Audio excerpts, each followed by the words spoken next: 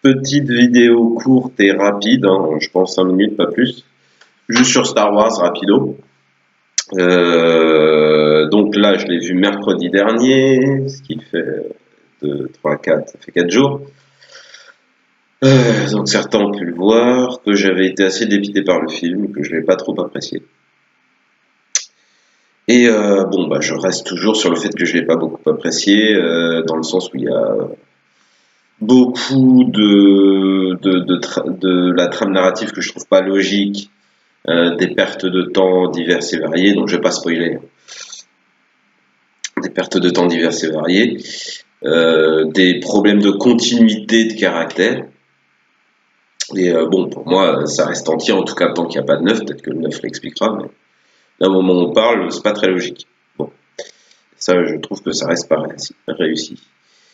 Bon, par contre, là où j'étais quand même assez dépité mercredi soir, ou jeudi matin, enfin on va dire mercredi soir, euh, en fait mon avis a légèrement changé. Pourquoi? Bah, parce qu'en fait c'est le premier. Alors déjà d'une, oui, il y a vraiment de très très grosses surprises. Je peux pas en dire plus, j'en dirai pas plus, mais il y a de très très très très très très très grosses surprises.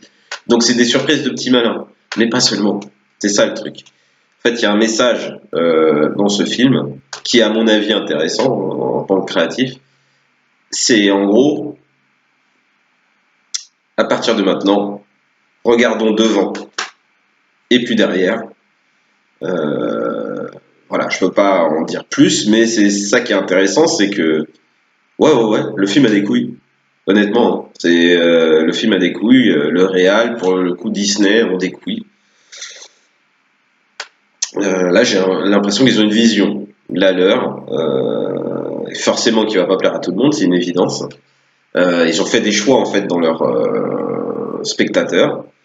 Et bah, moi j'aime bien cette démarche. J'aime beaucoup cette démarche dans le sens où bah voilà quoi, on ne produit pas quelque chose pour que juste se caresser ou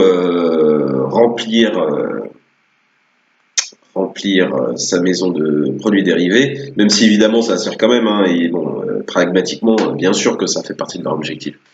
Mais en termes créatifs, il y a vraiment quelque chose qui est du domaine du les gars, j'en ai rien à foutre de ce que vous pensez.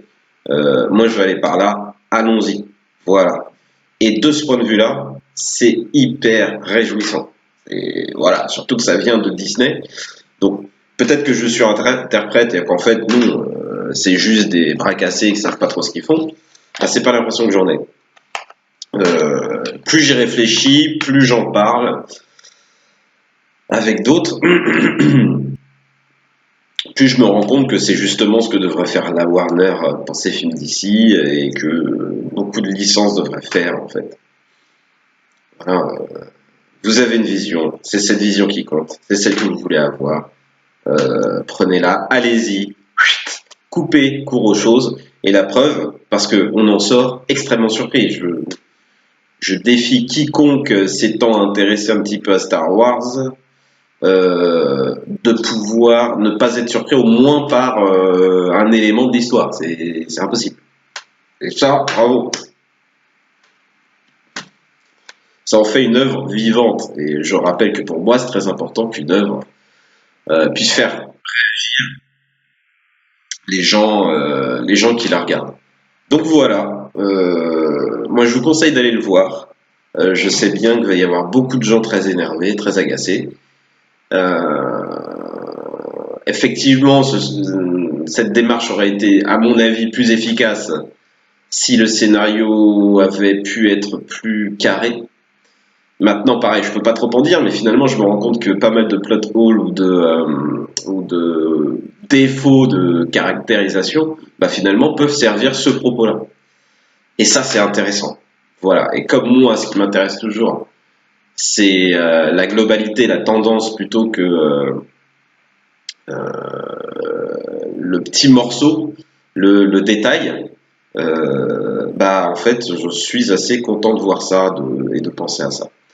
Voilà, donc bah, je vous dis bon dimanche et à bientôt.